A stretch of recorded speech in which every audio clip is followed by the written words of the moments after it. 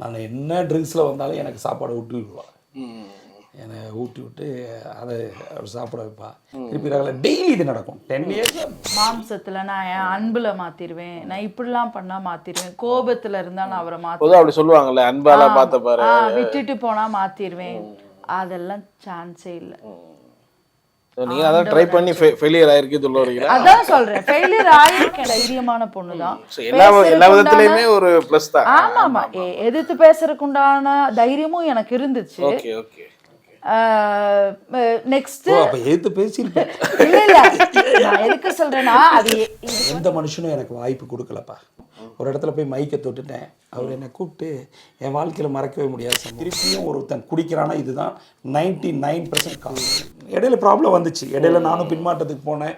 ஐ மீன் drinks எல்லாம் கிடையாது, சும்மா ஃபேமிலியில் எனக்கு உங்களுக்கு ஒரு பிரச்சனை வந்துச்சு. நான் டக்குன்னு பைபிள்லாம் தூக்கி எனக்கு ஊழியமும் வேணாம் ஒன்றும் வேண்டாம் அப்படி போட்டு போயிட்டேன். நானும் என் பாப்பாவும் இவ்வளோ உட்காந்து வச்சிருவாங்க. சரி சரி சரி. ஏன்னா ஆரம்பத்தில் ஊழியத்துக்கு கூப்பிடுவாங்களா, அந்த வசனமெல்லாம் மனப்பாடு பண்ணுவேன். மனப்பாடம் பண்ணிட்டு நாம் மைக் இருக்காது எங்கள் வீட்டில், பேப்பர் சுல்றலாட்டு வச்சுட்டு பேசுங்கன்னு இவங்க 2 பேரும் உட்காந்துருப்பாங்க, பாப்பாவும் இவ்வளோ தம்பியும். சரி. அப்போ நான் பேசணும் அந்த மெசேஜை. ஒரு வாரம் ப்ராக்டிஸ். பேசும்போது பாப்பா சொல்லுவா, அப்பா சாட்சின்னு சொல்லாதீங்க. என்ன சொல்லுவா, இவங்க கையில் கொடுக்கும்போது அதில் என்னன்னு தெரியாது, ஒரு கருப்பு கலர் அட்டை போட்டு ஒரு புக் இருக்கு, அந்த புக்கை எங்கிட்ட கொடுக்குறாங்க. அவ்வளோதான், எனக்கு ஒன்றும் தெரியும். ஊழியக்காரன் டெடிகேட் பண்ணி புக்கை கொடுத்தாச்சு. சர்வதேச தமிழ் போதகர்களுடைய பிள்ளைகள் மாநாடு, international Tamil pastors children conference, எல்லா தேசங்களில் இருந்தும் தமிழ் பாஸ்டர்களுடைய பிள்ளைகள் ஒன்று சேருகிறார்கள் மலேசியாவில். பிப்ரவரி மாதம் 17ஆம் தேதியிலிருந்து 20ஆம் தேதி வரைக்கும் 2026 இது நடக்கப் போகிறது. ஒரு பெரிதான ஆழமான முக்கியமான சத்தியங்களை அவர்கள் பெற்றுக்கொண்டு வாழ்க்கையே மறுரூபமாக போகிறது, அவங்க ஊழியமும் மறுரூபமாக போகிறது, அவருடைய குடும்ப வாழ்க்கை, அவருடைய எதிர்காலம் எல்லாமே மாற்றமடைய போகிறது. இந்த மாற்றத்துக்கு நீங்கள் தயாரா? உடனே பதிவு பண்ணுங்கள், கீழே உள்ள எண்ணுக்கு தொடர்பு கொள்ளுங்கள். இறந்த பின் ஆத்மாவின் நிலை என்கிற இந்த புஸ்தகம் எல்லாரும் படிக்க வேண்டிய ஒன்றுன்னு நான் சொல்லுவேன். காரணம் என்னன்னா, மனிதனுடைய மரணத்துக்கு பின்பு என்ன நடக்க போகுதுங்கிறத பல வருடங்கள் ஆராய்ச்சி செய்து டாக்டர் ஜெய்சிங் ராஜ் அவர்கள் இதை எழுதியிருக்காங்க. மரணத்தை குறித்து நூற்றுக்கணக்கான கேள்விகள் உங்களுக்கு இருக்கலாம். அந்த கேள்விக்கான பதில் தர விதமாக இந்த புஸ்தகம் அமைந்திருக்குங்கிறது எந்த சந்தேகம் கிடையாது. இந்த புஸ்தகத்தின் விலை வெறும் 120 ரூபாய் மட்டுமே, ப்ளஸ் கொரியர் சார்ஜஸ் உண்டு. இந்த புஸ்தகம் வேணுங்கிறவங்க இந்த ஸ்க்ரீனில் பார்க்குற நம்பருக்கு கான்டாக்ட் பண்ணுங்கள்.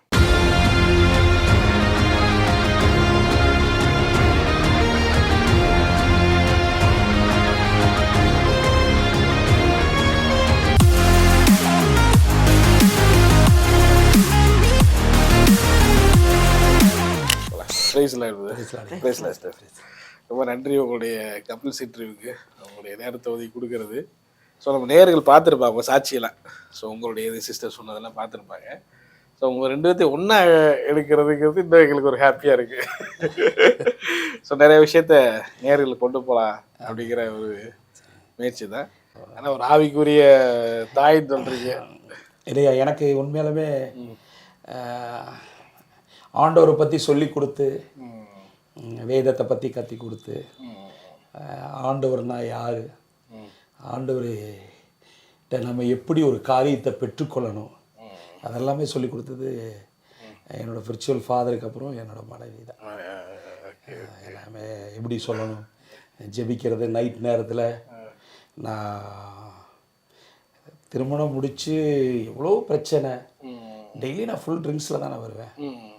நிதானம் எல்லாருமே தான் வருவேன், நார்மலாலாம் வரமாட்டேன். நிதானமே இருக்காது. நான் என்ன கண்டிஷனில் வரேன், ஒரு நாள்லாம் ஷூவே கழட்டி இருக்க மாட்டேன். ஒவ்வொரு நாள் எங்கேயாவது ஃப்ரெண்ட்ஸு கிளப்பில் எங்கேயாவது ரூமில் அங்கேயே படுத்துக்குவேன். ஒவ்வொரு நாள் கொண்டு வந்து காரில் பசங்க இறக்கி விட்டு போவானுங்க. வந்ததே எனக்கு தெரியாது, காலையில் தான் நான் வீட்டுக்கு வந்தேன்னே எனக்கு தெரியும். அந்த லெவலில் இருப்போம். என்னோடய ஷூவை கழட்டி விட்டு, நான் என்ன ட்ரிங்க்ஸில் வந்தாலும் எனக்கு சாப்பாடை ஊட்டி விடுவாள். என்னை ஊட்டி விட்டு அதை சாப்பிட வைப்பா. திருப்பி டெய்லி இது நடக்கும். 10 இயர்ஸ் டெய்லி நடக்கும். ஆனால் ஒரு நாள் கூட இதை திருப்பி என்கிட்ட சண்டை போட்டதில்லை, என்னை திருப்பி பேசினதில்லை. நான் என்ன அடித்தாலும் உட்காந்து அழுதுட்டு தான் இருப்பா. நான் நல்லா தூங்கிட்டு இருக்கும்போது காலையில் எனக்கு ஒரு சவுண்டு கேட்கும். காலைல 3 மணிக்கு, நைட் 2 மணிக்கு, திருப்பி காலைல 6 மணிக்கு. அந்த ஏதோ ஒன்று பண்ணுறா அப்படின்ட்டு எனக்கு பயங்கர டென்ஷனாக இருக்கும். என்ன இது போட்டு நீ ஜெபம் பண்ணுறியா, என்ன பண்ணுற, என் காது கேட்கக்கூடாது. என்ன டிஸ்டர்ப் பண்ணக்கூடாது. என்ன டிஸ்டர்ப் ஆச்சுன்னா திருப்பி அடிப்பேன்.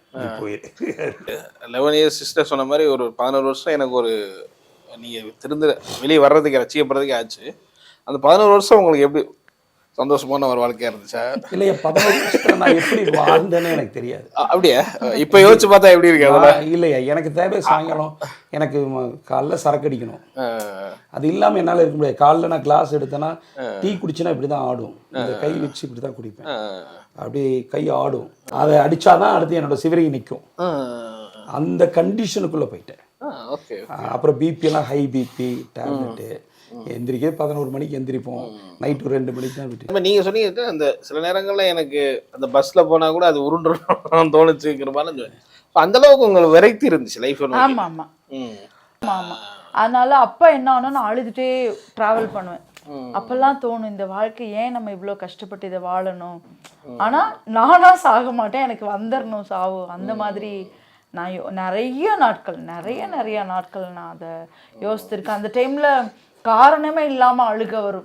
யாராவது ஜென்ரலா ஏதாவது கேட்டாலே எனக்கு அவ்வளோ பாரம் உள்ள இருந்துகிட்டே இருக்கும்.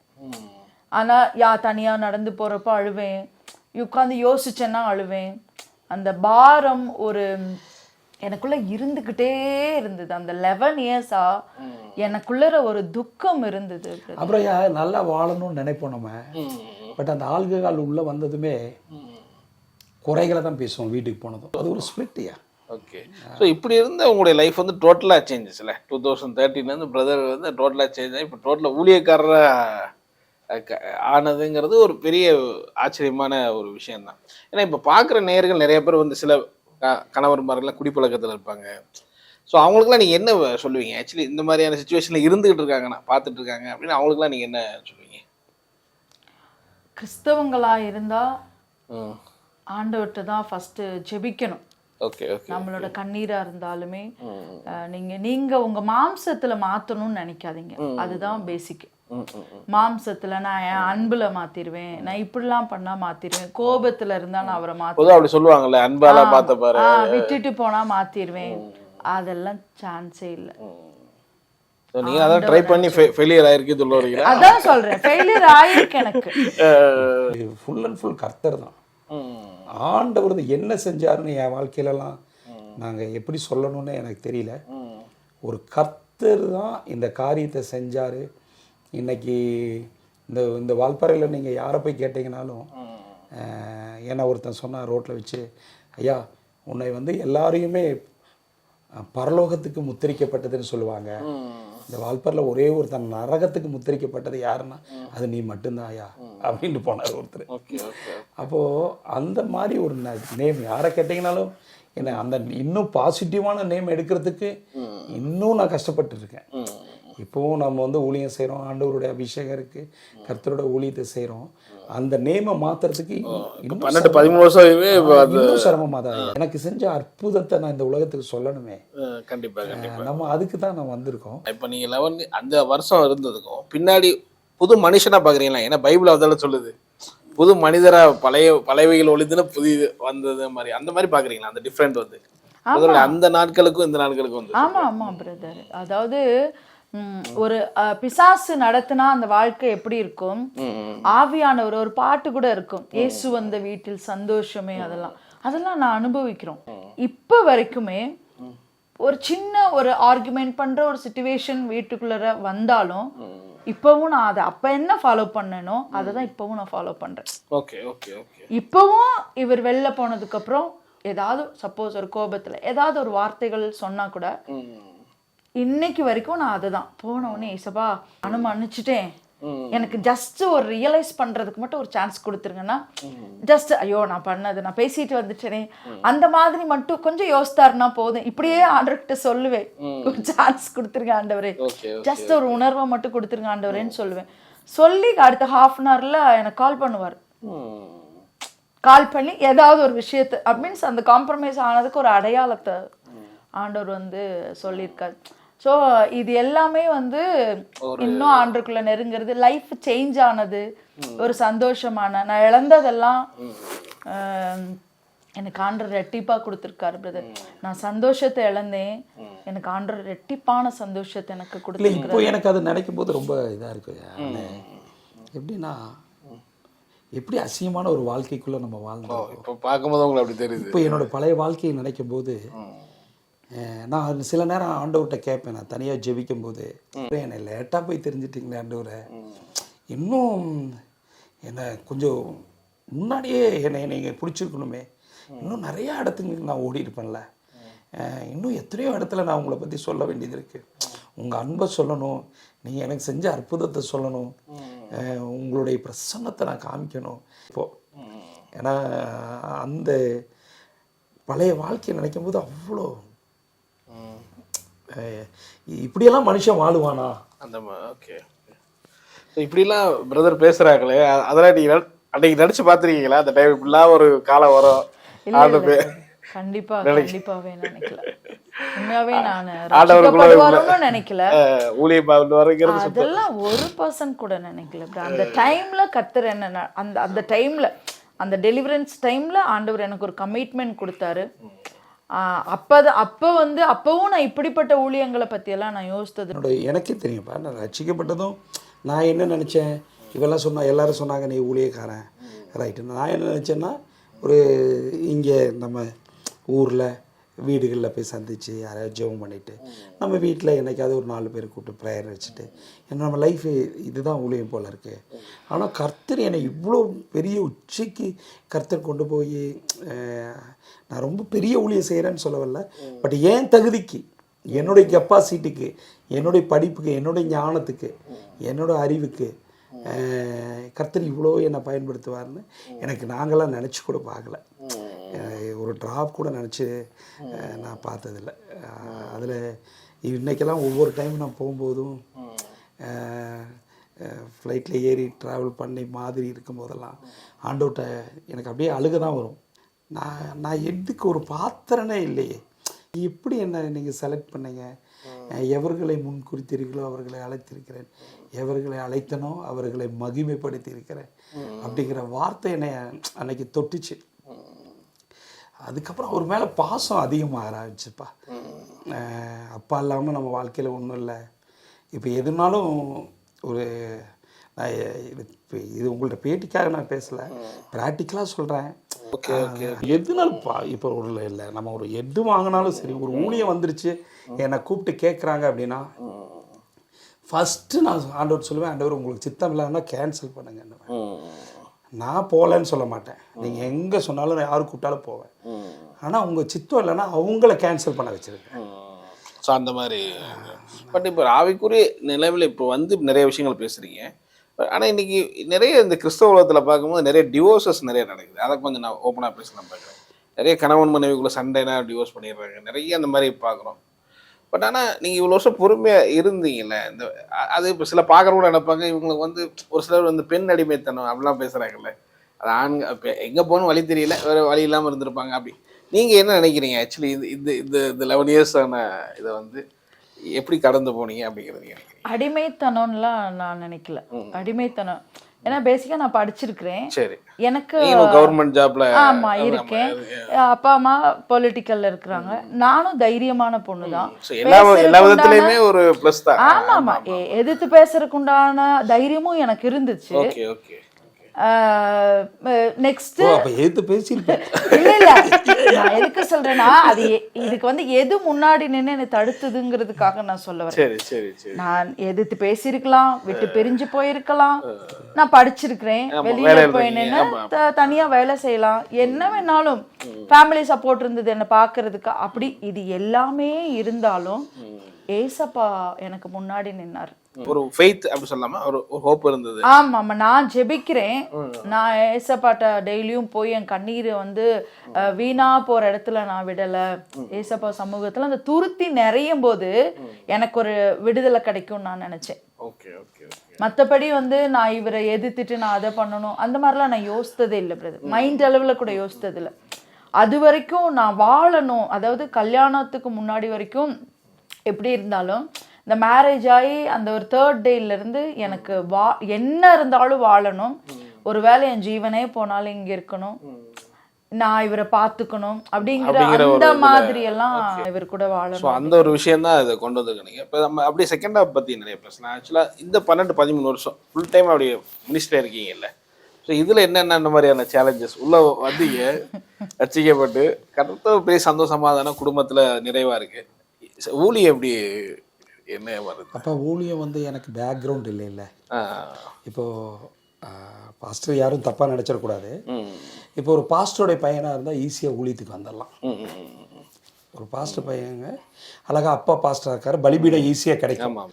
இப்போ எங்களாட்டம் புதுசாக மறைஞ்சிருக்கிற ஊழியக்காரங்க எங்களை கர்த்தர் தொட்டு எங்கள் மேலே ஊழியத்தின் அபிஷேகம் இருக்குது அப்படின்னா நாங்கள்லாம் வெளியே வர்றது ரொம்ப கஷ்டம்.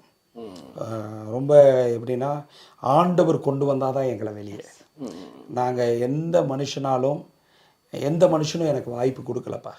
ஒரு இடத்துல போய் மைக்கை தொட்டுட்டேன், அவர் என்னை கூப்பிட்டு என் வாழ்க்கையில் மறக்கவே முடியாத சம்பவம். இதெல்லாம் ஐயா இதெல்லாம் அபிஷேகம் வேறு மாதிரியா, நீங்களாம் இதை தொடக்கூடாது மைக்கு, இதுக்கெல்லாம் ஒரு ஸ்பெஷல் அபிஷேகம் வேணும்னு அப்படின்னு சொல்லி எனக்கு ரொம்ப அசிங்கமாயிடுச்சு. அசிங்கமாகி ஒரு நம்ம சர்ச்சிலலாம் சங்கீதம் படிப்போம். அப்போது படிக்கும்போது சரி இதுக்காவது நம்மளை படிக்க கூப்பிடுவாங்களா, இதையாவது நம்மளை கூப்பிடுவாங்களா அப்படிலாம் பார்ப்பேன். போகிற இடத்துலலாம் யாருமே கூப்பிட மாட்டாங்கய்யா. ஒரு ரட்சிக்கப்பட்ட ஒரு மனுஷன் அவன் ஆண்டவர்கிட்ட வந்துட்டான்னு வைங்களேன், கொஞ்ச நாளைக்கு அவனை வந்து ஒரு கொஞ்ச நாள் அவனை நல்ல பாதுகாப்புக்குள்ளே வைக்கணும். அவனை டென்ஷன் ஆக்காமல் ஒரு தண்ணியில் விடுதலை ஆகிறான்னு வைங்களேன், மனைவியோ பிள்ளைகளோ போய் அவனை டென்ஷன் ஆக்கக்கூடாது. அவனை அப்படியே அவனை திருப்பி டென்ஷன் ஆக்கினா அந்த பிசாசு அவனை வந்து அந்த டென்ஷன் மூலிமா அந்த பிசாசு வந்து திருப்பியும் அவனை என்ன பண்ணும், ஆளுக்கு அவனை திருப்பியும் போயிடும். எப்படி இவன் வந்து என்னை ரெக்கவரி பண்ணா அப்படின்னா, ஆண்டவருடைய பிரசனம், ஆண்டவர் கொடுத்த ஞானம். ஒரு மனுஷன் ஒரு தண்ணியிலேருந்து விடுதலை ஆகிட்டான். இத்தனை வருஷம் நான் 20 வருஷம் ஒரு நான் ஸ்டாப் ஒரு காலையிலேருந்து நைட்டு வரைக்கும் டெய்லி குடிக்கிறவன். ஒரே நாளில் கர்த்தர் விடுதலை ஆக்குறாரு.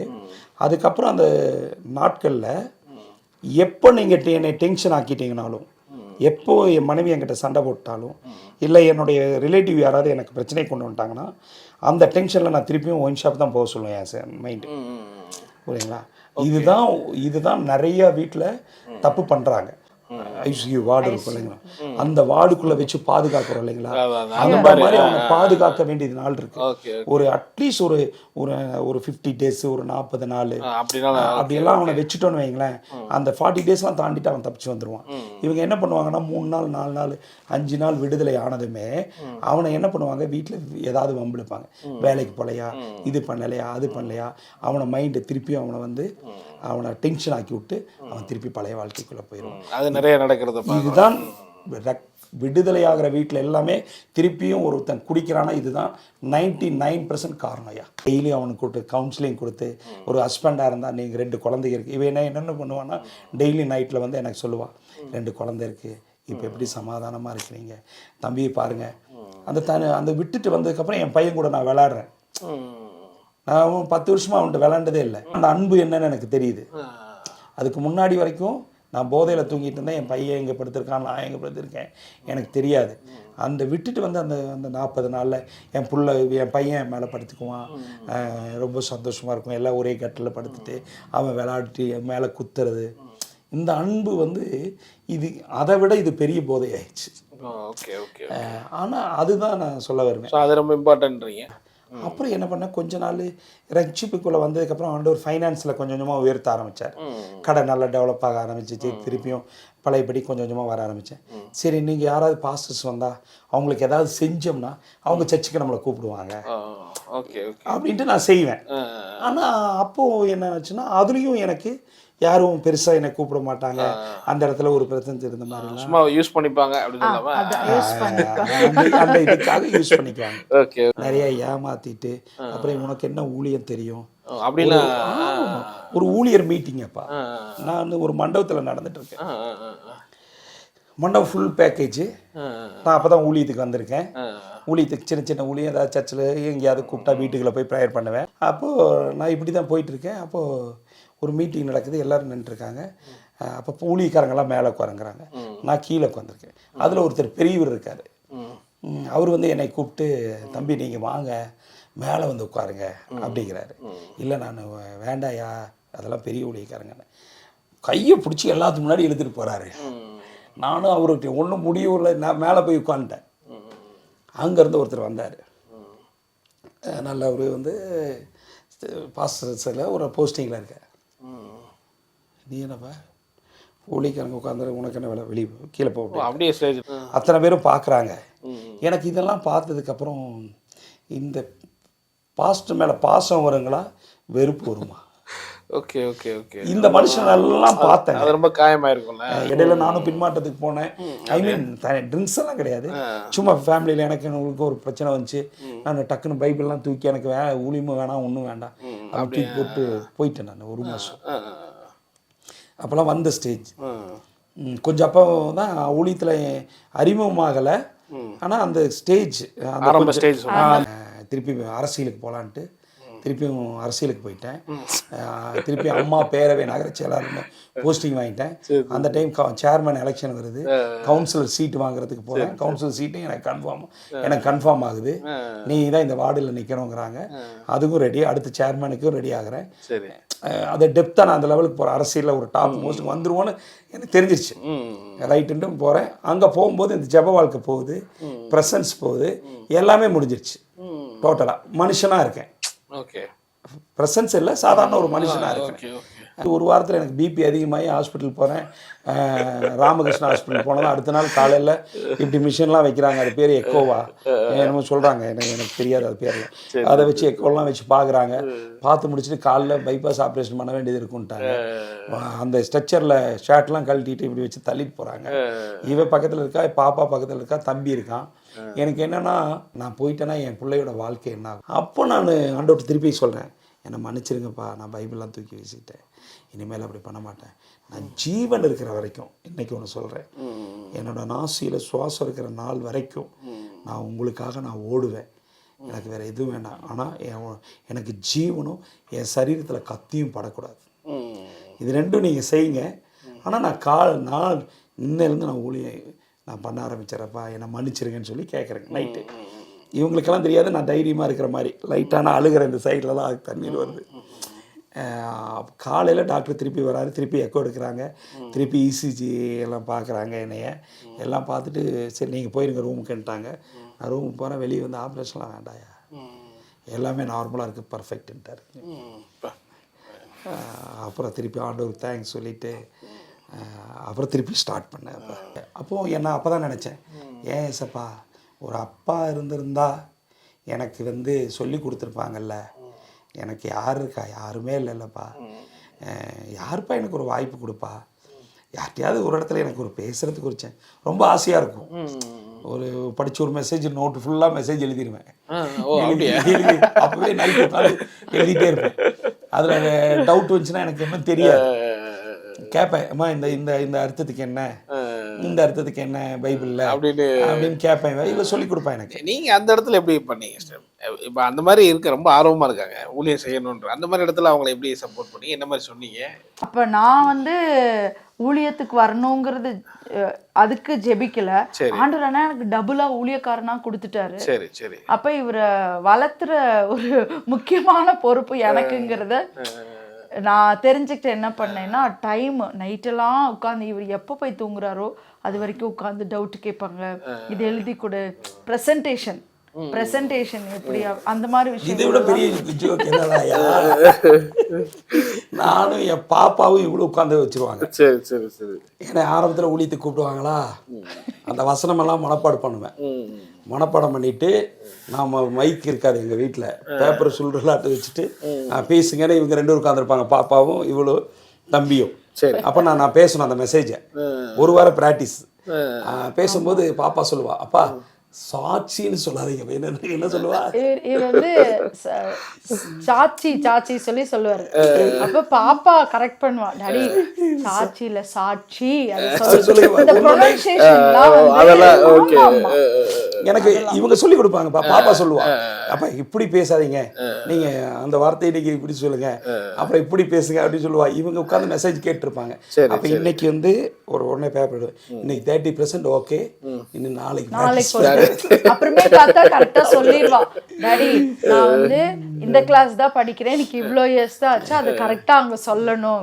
ஏன்னா சப்போஸ் ஃப்ரெண்ட்ஸ் எல்லாம் யாராவது வந்தாங்கன்னா அவங்க டாடி உன் கிளாஸை படிக்கிறது தப்பா சொன்னாருன்னு சொல்லுவாங்கல்ல. இப்போ இதெல்லாம் உண்மையாவே பிரதர், அந்த குழந்தைய ஒரு தன்னோட மகனை எப்படி வளர்த்துவாங்க அந்த மாதிரி தான் கர்த்தர் எனக்கு ஒரு ஞானமே இல்லை. பைபிள் வந்து எனக்கு, நான் பைபிள்னா ஜீரோ, எனக்கு ஒண்ணுமே தெரியாது. முத இவங்க கையில கொடுக்கும்போது அதுல என்னன்னு தெரியாது. ஒரு கருப்பு கலர் அட்டை போட்டு ஒரு புக் இருக்கு, அந்த புக்கை என்கிட்ட கொடுக்குறாங்க, அவ்வளவுதான். எனக்கு ஒண்ணும் தெரியாது. ஊழியக்காரன் டெடிகேட் பண்ணி புக்கை கொடுத்தாச்சு. ஆனா ஒண்ணுமே தெரியாது. ஆனா ஆண்டவர் 2 விஷயம் காமிச்சாரு என்னோட வாழ்க்கையில இத்தனை நாள். சரி சரி. இந்த எல்லா ஊழியக்காரனை அறிமுகப்படுத்தாரு. இந்த ஊழியக்காரனாட்டும் நீ வாழக்கூடாது, இந்த மாதிரி நீ இருக்கக்கூடாது, இந்த ஊழியக்காரனாட்டும் நீ வாழணும் அப்படின்னு 2 ஊழியக்காரனையும் கர்த்தர் கொடுத்தாரு. 2 சாட்சிகளை 2 பேரை காமிச்சு, இது வந்து உனக்கு நெகட்டிவ் தாட்டு, இது பாசிட்டிவ், உன்னோட வழி இதுல எது செலக்ட் பண்றேன் நீ செலக்ட் பண்ணுற மாதிரி. அதனால நான் பாசிட்டிவான ஒரு நல்ல மனுஷனை வந்தது. பட் ஆனால் நிறைய இப்போ சொல்கிறாங்களே, இப்போ ஸ்டேஜில் இருந்து மைக் எடுக்க வேண்டான்ட்டாங்க, ஸ்டேஜ் இறங்க சொல்கிறேன், இந்த மாதிரி நிறைய கஷ்டப்பட்டுருப்பாங்களே, அந்த மாதிரி டைமில் நீங்கள் எப்படி அவரை என்கரேஜ் பண்ணுவீங்க? நான் வந்து அவர் என்ன சொல்லுவாங்கன்னா, இதெல்லாம் நம்ம கடந்து போய் தான் ஆகணும். ஏன்னா லைஃப்பில் வந்து ட்ராவல் பண்ண வைக்கிறாரு கொஞ்ச நாள். சில மனுஷங்களோட டிராவல் பண்ண வைக்கும் போதுதான் அவங்க கிட்ட எதெல்லாம் நெகட்டிவா இருக்கோ அது நமக்கு இருக்கக்கூடாது, அதை நான் சொல்லி கொடுப்பேன். நான் அதை வந்து அவரை நான் என்கரேஜ் பண்ண மாட்டேன். அப்பா ஊழியத்துக்கு போக கூடாதுன்றாங்க யானே.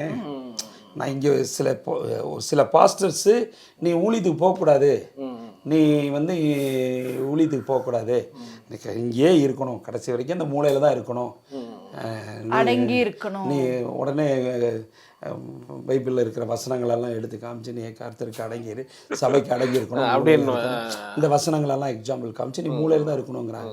எனக்கு என்னால் இருக்க முடியல.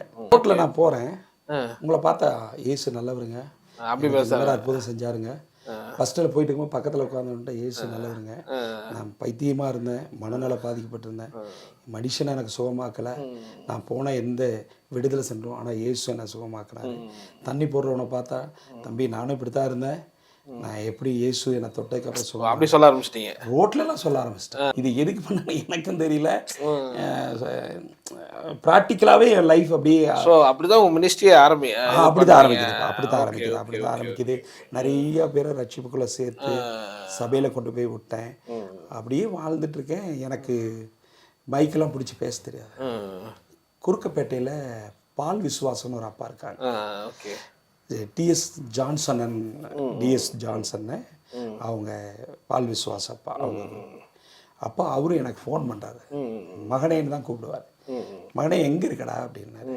நான் வந்து அண்ணன் கூட இருக்கும்போது இங்கே இருக்கிறப்பா. ஒரு நாள் ஈஸ்டர் ஓப்பன் கிரவுண்ட் மீட்டிங். அப்போ அங்கே கிரவுண்ட் மீட்டிங்கில் நான் கொடுக்கப்பட்ட அந்த ஸ்கூல் ஃபுல் மைதானமாக ஆள் வருவாங்க. அது அண்ணன் பண்ணுற மீட்டிங், அண்ணா அபிரகாமன்லாம் அங்கே தான் பண்ணுவார். அந்த மீட்டிங்கில் நீ தான் இன்னைக்கு பேசுகிற அப்படிங்கிறாரு. அவர் எனக்கு கூப்பிட்டு, எனக்கு ஒன்றுமே புரியல என்று கூப்பிட்டு சொல்கிறேன், அப்பா நான் இன்னும் அந்த இல்லை, ஆண்டவர் நான் ஜெபம் பண்ண உன்னை தான் காமிச்சாடுறாங்கிற, உன்னை தாண்டா காமிச்சார் மகனே, நீ கிளம்பி வந்துரு, இத்தனை மணிக்கு மீட்டிங்கு, இங்கே வந்து நீ அண்ணா வீட்டில் தங்கிக்க, 2 நாள் மீட்டிங் நீ தான் ஒன்று அப்படின்ட்டாருப்பா. எனக்கு கையும் உள்ள காலும் இல்லை, எப்படி பேச போகிறோம் ஒரே பயம், போகிற வரைக்கும் பயம். போனதுக்கப்புறம் பலிபீடத்துக்கிட்ட போனதுக்கப்புறம் அந்த பலிபீடத்துக்குள்ளே ஏறினதும் ஒரு என்னுடைய நினைவு, என் மேலே இருக்கிற ப்ரெசன்ஸ், அந்த வைராக்கியம் எல்லாமே ஒரு டேன் ஆகுது. அந்த பயம் எல்லாமே ஒரு டேன் ஆகிறத நான் பார்க்குறேன்.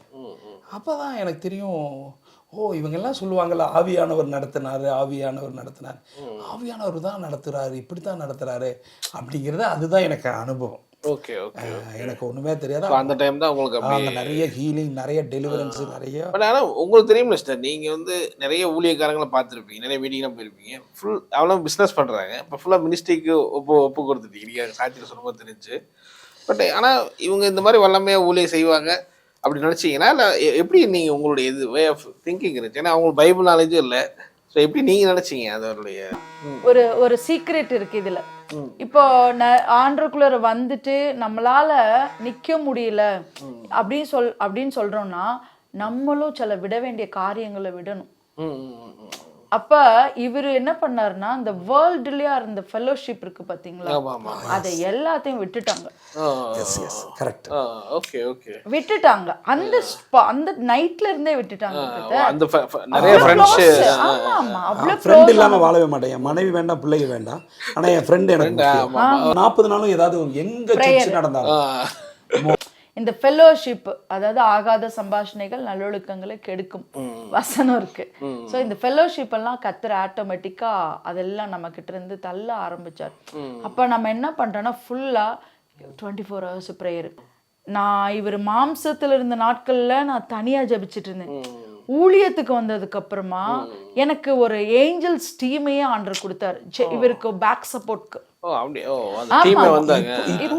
இப்போ அததான் நான் சொல்றேன். இப்ப நான் ஊழியத்துக்கு போறேன் இல்லைங்களா, சரி சரி. இங்கே இவங்க டீம் வந்து ஜெபிப்பாங்க. இவங்க டீம் டெய்லி வந்து 10 மணிக்கு ஸ்டார்ட் பண்ணி 3 மணி வரைக்கும் வீக்லி 4 days 3 days இங்கே தான் ப்ரேயர் நடந்துகிட்டே இருக்கும். நம்ம ப்ரேயர்கள் இவங்க என்ன பண்ணுவோம், இந்த மாதம் அண்ணே இப்போ போகிறீங்கல்ல பிரதர், இவங்க டீம் எல்லாருமே சொல்லுவாங்க இப்போ போகிறது வந்து ஒன்லி டெலிவரன்ஸ் தான் இருக்கும். பிசாசு இந்த ஸ்பிரிட் அங்கே வேலை செய்யுது, இந்த டெலிவரன்ஸ் தான் உங்களுக்கு அதிகமான. அதே போல் அங்கே அதுதான் நடக்கும். ப்ரேயர் டீமே இருக்கு உங்களுக்கு பின்ன பேக்கப். கர்த்தர் யாருக்காவது ஒருத்தருக்கு இவர் ஒரு இடத்துக்கு போறதுக்கு முன்னாடி இந்த ஆவி இந்த இடத்துல இப்படிப்பட்ட ஸ்பிரிட். ஆக்சுவலா ஒரு கொஞ்ச நாளைக்கு முன்னாடி ராமேஸ்வரம் போனாரு. போறதுக்கு முன்னாடி ஆவியானவர் வந்து கிளம்பிட்டு இருக்காரு. ஆவியானவர் இந்த ஆவியை நீ கடிந்து அங்க ஒரு நேம் அந்த ஸ்பிரிட்டை வந்து பைண்ட் பண்ண சொல்றாரு. எங்க டீம்ல உள்ள எல்லாருக்கும் சேமா அதே ஸ்பிரிட்டை சொல்றாரு. நாங்க என்ன ஒன்னஸா ஜெபிப்போம் எப்பவுமே. அப்படி கர்த்தர் வந்து பேக் சப்போர்ட் கொடுத்தாரு எங்களுக்கு. அப்ப நான் என்ன பண்ணேன்னா இன்னும் அதிகமா அவங்கள நேசிச்சேன். அவங்கள நான் நேசிச்சு எப்பவுமே நல்ல ஒரு ஐக்கியம், ஒரு ஃபெலோஷிப் எனக்குள்ள வந்தது. அப்படிதான் கர்த்தர் எங்களுக்கு ஒரு டீம் சொல்ல மறந்துட்டேன். என்னோட ஓப்பன் வந்து ஆமசையான்னு சொல்லி ஒருத்தர் இருக்காரு, ஆந்திரா. ஓகே. தெலுங்கானால அவரு. அப்பா தான் என்னுடைய, அவருக்கு 75 வயசு இருக்கும். அவங்க பெரிய சர்ச், அவருக்கு கீழே ஒரு 300 சர்ச் இருக்கு. சரி. எனக்கு இப்படி நான் ஓடிட்டுருக்கிறேன். அந்த மனுஷன் வந்து என்னை விஷன் பார்த்துருக்காரு. அந்த தேவ மனுஷன் வந்து என்னை வந்து தரிசனம் பார்த்துருக்காரு. அப்போது இந்த மூஞ்சை எங்கேயோ பார்க்குறமே, இது யாருன்னு அவருக்கு தெரியாமல் இருந்திருக்கு.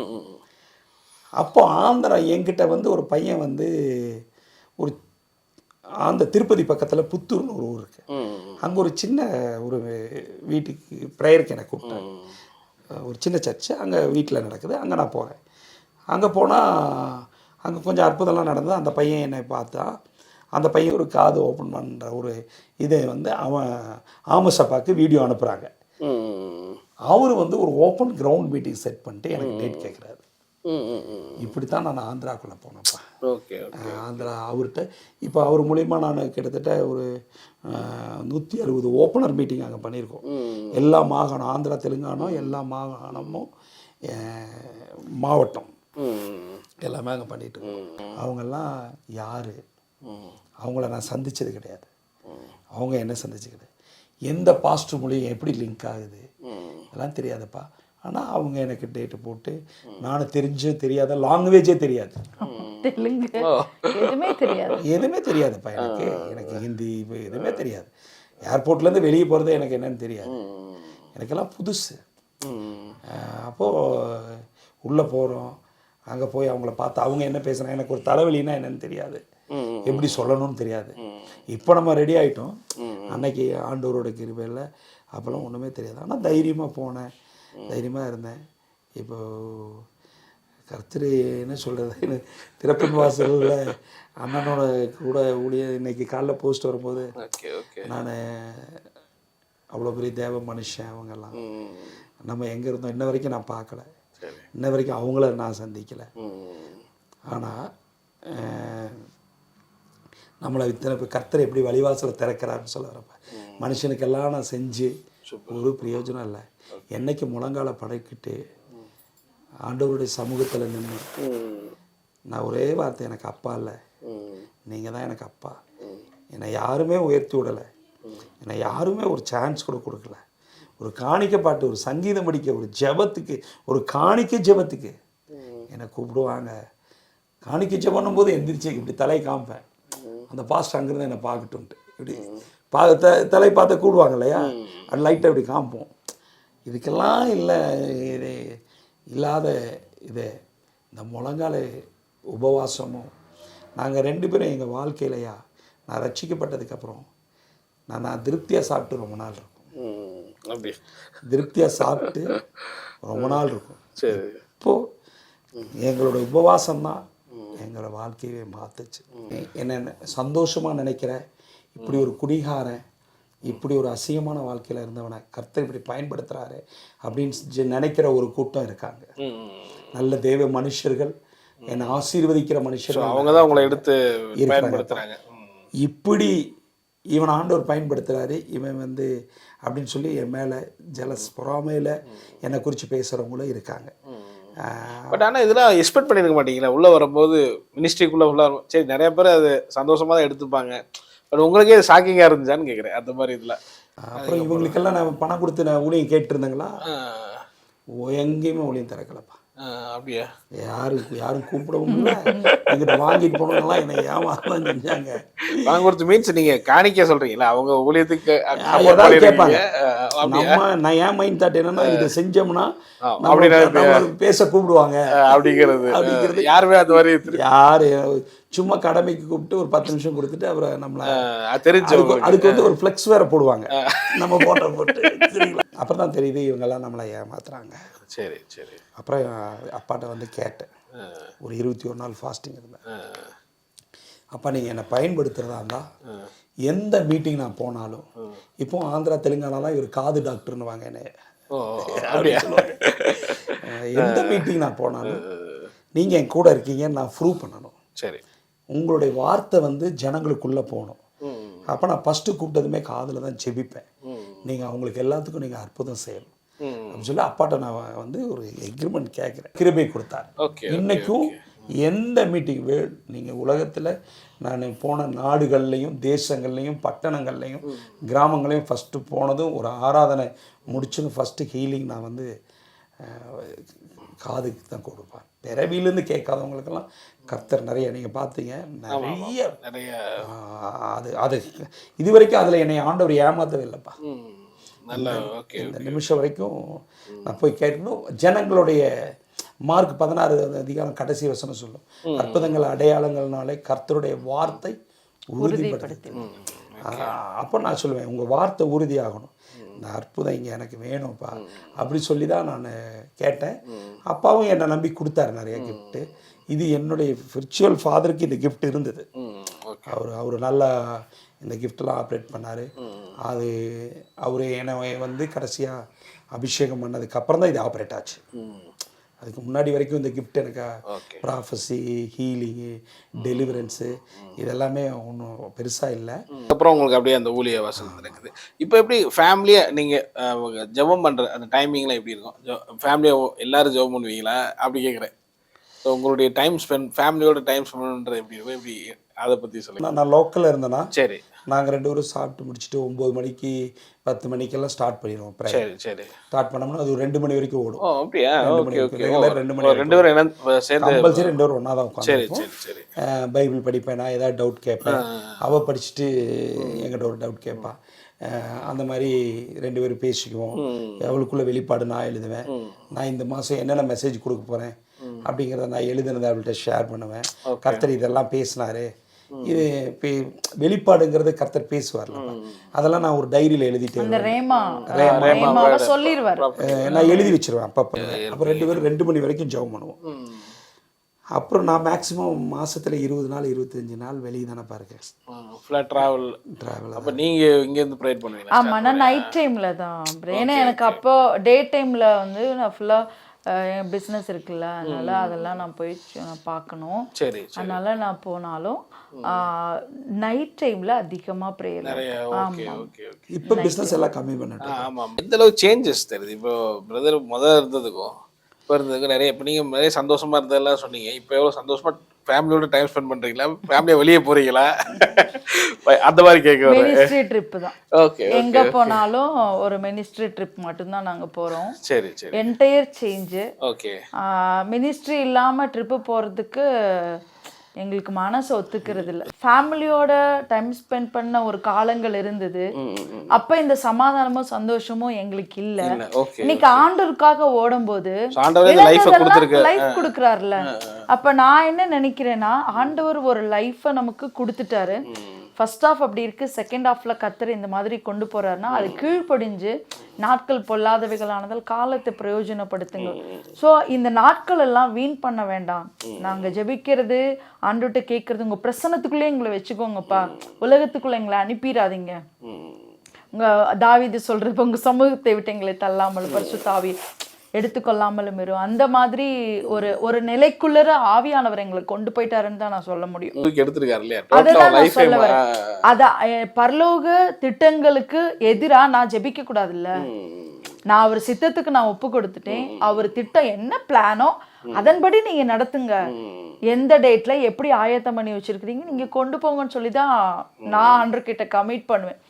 அவருக்கு தெரியும் எந்த டைம்ல நாங்க ஃபேமிலியோட இருக்கணும், எந்த டைம்ல மினிஸ்ட்ரிக்கு கொண்டு போகணும். அதினதின் காலத்துல நேர்த்தியாய் செய்து முடிக்கிறோம். அவருக்கு நான் போய் கேட்க முடியாதுல்ல, என் கூட இருக்கட்டும், என் ஃபேமிலியோட இருக்கட்டும் நான் கேட்க முடியாதுல்ல. இன்னைக்கு அந்த அபிஷேகமும் வரங்களையும் கர்த்தருடைய சமூகத்திலிருந்து அந்த பிரசன்னத்தோட போகிறோமோ அந்த ஒளி தான் சக்ஸஸ் ஆச்சு.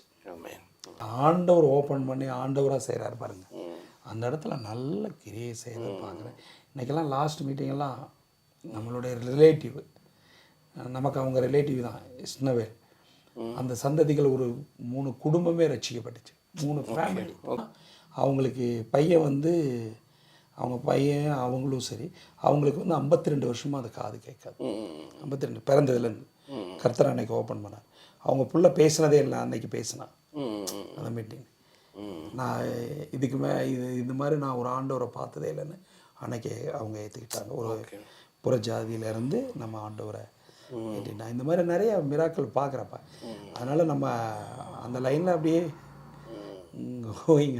அப்புறம் இன்னொரு விஷயம்னா, இப்ப ஊழியத்துக்கு போறப்ப ஊழியக்காரங்கள்ட்ட கமிட் பண்ணிட்டு போக கூடாது. அதையும் ஆண்டவர் கற்றுக் கொடுத்தாரு. ரெண்டாவது, இது வரைக்கும் நான் வந்து நீங்க இப்படி எனக்கு ரூம் போட்டு கொடுக்கணும், இந்த மாதிரி எனக்கு இப்படி தான் தங்குவேன், இதுதான் சாப்பிடுவேன், இதுதான் எனக்கு செய்யணும் அப்படின்னு இந்த நிமிஷம் வரைக்கும் நான் கேட்டதில்லை. மேபி நான் சொல்கிறது வந்து ஆஃபரிங் வாங்குறது தப்புன்னு நான் சொல்ல வரல, நான் கேட்டதில்லை. என்னோடய ஊழியமும் வாங்கினா தான் ரன் ஆகும். எனக்கு கீழே நிறைய பாஸ்டர்ஸ் இருக்காங்க, நிறைய பாஸ்டர்ஸ்க்கு நான் இன்றைக்கும் சப்போர்ட் பண்ணிகிட்ருக்கேன், நிறைய சர்ச்சுகளுக்கு நாங்கள் சப்போர்ட் பண்ணிகிட்ருக்குறோம். இந்தியா மட்டும் இல்லை, இலங்கை தேசங்களுக்கு சில சபைகளுக்கு நாங்கள் சப்போர்ட் பண்ணுறோம், அந்தமானில் சில சபைகளுக்கு நாங்கள் சப்போர்ட் பண்ணிகிட்ருக்குறோம். நான் என்ன சொல்கிறேன்னா, வாங்கிறது குற்றம்னு சொல்லலை, இவ்வளோ வேணும்னு சொல்லி எக்ரிமெண்ட் போட்டு அந்த மாதிரிலாம் நான் இது வரைக்கும் போனதில்லை. அதில் எனக்கு உடன்பாடும் இல்லை. நான் இப்படி தான் தங்குவேன், இப்படி தான் சாப்பிடுவேன், இந்த மாதிரி தான் நான் ஸ்டே பண்ணுவேன் அப்படிங்கிற கான்செப்ட் நான் போனதில்லைப்பா. நான் இவ்வளோ இடத்துக்கு போனாலும் இது வரைக்கும் யார்கிட்டையும் நான் போய் எனக்கு இப்படி செய்யுங்கன்னு கேட்டேன். நான் ஒன்று கேட்பேன், எனக்கு ஜெபிக்கிறதுக்கு ஒரு நல்ல இடம் வேணும். மீட்டிங் வர்றதுக்கு முன்னாடி கொஞ்சம் நேரம் நல்லா ஜெபிக்கணும், குடிக்கிறதுக்கு தண்ணி வேணும். மிச்சம்லாம் கத்துறீங்களா? ஊழியத்தில் எங்களை மிகப்பெரிய ஆசீர்வாதப்பா. நான் வந்து எனக்கு கீழே இருக்க அத்தனை ஊழியக்காரங்களுக்கும் நான் இதிலேருந்து ஒன்றும் நான் எடுத்து போஷிக்கிறது இல்லை. எங்களுக்கு நிறைய ஊழியத்தில் எங்களுக்கு கமிட்மெண்ட் இருக்குது. சரி, அதை எல்லாமே கர்த்தர் எங்களுக்கு ஊழியத்தில் கொடுக்குறாரு, ஊழியத்தில் நாங்கள் செய்கிறோம். ஊழியத்தில் நாங்கள் இப்போ கூட ஆந்திராவில் ஒரு இடம் பார்த்துருக்கோம், அந்த இடத்துக்கு கூட நாங்கள் ரெடி பண்ணியிருக்கோம். அங்கே ஒரு டெலிவரன்ஸ் சென்டர் கட்ட போகிறோம், விடுதலை ஆராதனை. அதெல்லாம் நான் எதுவுமே என்னோட இன்வெஸ்ட்மெண்ட்டில் அவர் கொடுக்குறாரு, அவர் ஊழியத்தை நம்ம செய்கிறோம், செஞ்சிட்ருக்குறோம்ப்பா. Okay, super. பார்க்குற நேயர்களுக்கு என்ன சொல்லுவீங்க? கபில்ஸா ஃபைனலி பார்க்க நிறைய குடும்பத்தார் பார்ப்பாங்க, அவங்களுக்குலாம் என்ன சொல்லுவீங்க நீங்கள்? நான் இப்போ இருக்கிற சீனியர் பாஸ்டர்ஸ்க்கெல்லாம் அதான் கேட்பேன். இந்த மாதிரி நீங்கள் எப்படி உங்கள் பிள்ளைகளை நீங்கள் உருவாக்கணும்னு மனசில் எவ்வளோ ஆசைப்படுவீங்களோ அதே போல் மறைஞ்சிருக்கிற பிள்ளைகளெல்லாம் உருவாக்குங்க. மூலையில் சபையில் உட்காந்து ஊழிய அபிஷேகம் இருந்து அவங்க மூலையில் இருப்பாங்க. நான் அவங்கள நிறைய அப்பா அம்மா உருவாக்குறீங்க, அவங்கள நான் இதாக சொல்ல, உருவாக்காத இருக்கிற பசங்களை உருவாக்குங்க. அவங்கள குறைகளை சொல்லாதீங்க, அவங்கள நிறைவாக பேசுங்க. பாசிட்டிவ் தான் வாழ்க்கை, நெகட்டிவ் வாழ்க்கை இல்லை. இயேசு பாசிட்டிவுக்கு தான் அழைச்சார். எந்த இடத்துலையும் நெகட்டிவுக்காக யாரையுமே அழைக்கலை. யாரையுமே தண்டிக்கிற தேவன் அல்ல, அவர் எல்லாத்தையும் ஆசீர்வதிக்கிற தேவன். அதனால் எந்த மூலையில் இருக்கிறான், பாவம் செஞ்சுட்டான், நேற்று பாவம் செஞ்சது உண்மை தான். இன்றைக்கி வந்து அவன் சர்ச்சில் பாவம் செஞ்சுட்டான், அவன் பலிபீடத்தில் ஏறக்கூடாதியா என்னை அப்படின்னு 10 வருஷத்துக்கு முன்னாடி சொன்னாங்க. 15 வருஷத்துக்கு முன்னாடி என்னை அப்படி பார்த்தாங்க. அப்படி 2 பேர் என்னை ஏற்றி விடலைன்னா இன்றைக்கி இத்தனை லட்சம் பேர், இத்தனை ஜனங்கள் பேர், இத்தனை சபைகள், இத்தனை நாட்டில் ஆசீர்வாதம் இருந்திருக்காதுல்லப்பா. அன்னைக்கு அவங்க உருவாக்குனதுனால தானே. அதே போல் நீங்கள் எல்லா பிள்ளைகளும் உருவாக்குங்க. நீங்கள் எங்களுக்கு என் மறைந்திருக்கிற பசங்களை எங்களெல்லாம் கர்த்தர் உருவாக்குனாரு, நீங்கள் அவங்களெல்லாம் உருவாக்குங்க. அவங்கள அதுதான் எனக்கு ஒரு ஆசை. அப்புறம் குடிகாரனை வெறுக்காதீங்க, அது எனக்கு மெயின் தாட்டு. குடிகாரனை நேசிங்க. குடிகாரன் என்னைக்குனாலும் மாறுவான், அதை ஒரு குறையாக அவனை பார்க்காதீங்க. அவன் மேலே இருக்கிற ஆவியை பாருங்க, அவன் மேலே இருக்க அந்த பிசாசை பாருங்க, அவனை நீங்கள் பார்க்காதீங்க, அவனை நேசிங்க. இது என்னுடைய ஆசைப்பா. நீங்கள் சொல்லுங்கள் சிஸ்டர், கோயிலில் என்ன சொல்ல விரும்புறீங்க? பார்க்குற நிறைய கப்பிள்ஸ் இருப்பாங்க, அவங்க பார்க்குற நேயர்களுக்கு நான் பொறுமையோடு கர்த்தர் சமூகத்தில் வச்சுருந்தேன். ஏற்ற காலத்தில் கண்டிப்பாக கர்த்தர் செய்வார். அந்த விசுவாசத்தின் ஆவியானவரை நமக்குள்ளே கேட்கணும். அது வந்துச்சுனாலே ஆட்டோமேட்டிக்காக விசுவாசம் வந்துச்சுனாலே பொறுமை வந்துடும், அன்பு வந்துடும்.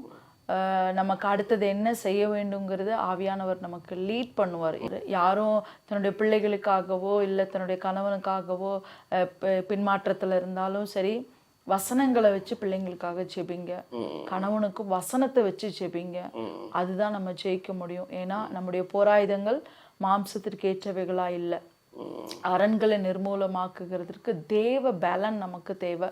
தேவ பலன் வசனத்தின் மூலமா தான் கண்டிப்பா வரும். நம்ம தாழ்மையா இருக்கணும், விட வேண்டிய காரியத்தை விடணும். முதல்ல எதிர்த்து பேசாம கீழ்ப்படிதலோட இருந்தோன்னா கண்டிப்பாக கர்த்தர் நமக்கு நினச்சதை செய்யறதுக்கு மீன்ஸ் நமக்கு ஒரு சந்தோஷமான சமாதானமான வாழ்க்கை கர்த்தர் கொடுப்பாரு. ஓகே, ரொம்ப தேங்க்யூ சிஸ்டர், தேங்க்யூ பிரதர். ரொம்ப ரெண்டு சேர்ந்து ரொம்ப அருமையாக, ரொம்ப கலகலப்பாக நிறைய யோசிக்கக்கூடிய பல விஷயங்களை சொன்னீங்க. இது ரொம்ப பிரயோஜனமாக இருந்தது. ஐ மீன் நான் வந்து எவ்வளோ ஆண்டவரோட ஊழியம் செஞ்சிட்ருக்குறோம். ஆனாலும் இந்த மாதிரி எங்களாட்ட ஆளுகளை, எங்களாட்ட ஊழியம் செய்கிற பிள்ளைகளை நீங்கள்லாம் இப்படி எடுத்து வெளியே ப்ரொமோட் பண்ணுறது, இது பெரிய ஊழியம். மறைந்திருக்கிறவங்களை வெளியே கொண்டு வர்றது. நான் சொன்ன ஊழியக்காரங்களை கேட்டேன், பாஸ்டர்ஸ்லாம் கேட்டேன். அதை காட்டிலும் நீங்கள் செய்கிறது பெஸ்ட்டான ஒரு மினிஸ்ட்ரி. நீங்களும் எங்களாட்டம் மறைந்திருந்தவங்களை எல்லாத்தையும் கர்த்தர் வெளியே கொண்டு வந்துட்டார். நீ வெளியே கொண்டு வராதவங்களையும் நீங்கள் எடுத்து போட்டு அவங்களெல்லாம் நீங்கள் மேலே கொண்டு வரீங்க. தேங்க்யூப்பா, thank you so much. Eden TV Bible review சேனலில் உங்களுடைய சாட்சிகளையும் ஊழிய அனுபவங்களையும் பகிர்ந்து கொள்ள விரும்புனீங்கன்னு சொன்னால் எங்களுடைய வாட்ஸ்அப் நம்பர் கான்டெக்ட் பண்ணுங்கள். அது மட்டும் இல்லாமல் நீங்கள் ஃபாரினில் இருக்கீங்க அப்படின்னா உங்களை ஜூம் ரெக்கார்டிங் எடுக்கிறதுக்கும் நாங்கள் ரெடியாக இருக்கோம். ஸோ நீங்களும் எங்களை கான்டெக்ட் பண்ணலாம். உங்களுடைய வாட்ஸ்அப் நம்பர் 8428196238. இந்த வாட்ஸ்அப் நம்பருக்கு உங்கள் டீட்டெயில்ஸ்லாம் அனுப்புங்க. நிச்சயமாக உங்களுடைய அனுபவங்கள் பலருக்கும் விசுவாசத்தையும் பக்தி விருத்தியும் தூண்டுங்கிறத சந்தேகம் கிடையாது.